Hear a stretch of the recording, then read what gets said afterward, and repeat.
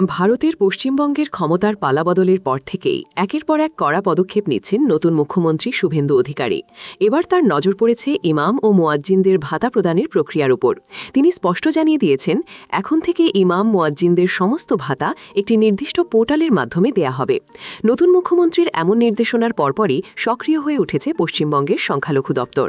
দেশটির সরকারি তথ্য অনুযায়ী বর্তমানে পশ্চিমবঙ্গে প্রায় ৪২,০০০ ইমাম এবং ২৭ লাখ মুয়াজ্জিন সরকারি ভাতা পান।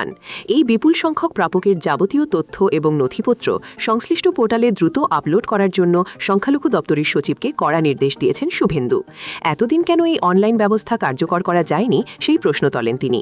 জবাবে দপ্তর সচিব জানিয়েছেন, পোর্টালটি অনেক আগেই তৈরি করা হয়েছিল, কিন্তু বিশেষ কিছু কারণে তা এতদিন পুরোদমে কার্যকর করা সম্ভব হয়নি। এমন উত্তর পাওয়ার পরে শুভেন্দু কড়া নির্দেশনা জারি করেন। স্থানীয় মুসলমানরা আশঙ্কা করছেন, এর ফলে অনেক ইমাম মুয়াজ্জিনদের নাম ইচ্ছাকৃতভাবে পোর্টাল থেকে বাদ পড়তে পারে। এতে বিপুল সংখ্যক মানুষ কর্মহীন হওয়ার শঙ্কায় রয়েছে। তবে ভারতের প্রশাসনিক বিশেষজ্ঞদের মতে, কোনো রকম দুর্নীতি বা ভুয়া নাম তালিকা থেকে বাদ দিতেই এই প্রযুক্তিগত ব্যবস্থা বাধ্যতামূলক করা হয়েছে। এই ব্যবস্থাকে স্বচ্ছ প্রশাসনিক ব্যবস্থারই একটি গুরুত্বপূর্ণ ধাপ বলে মনে করছেন তারা।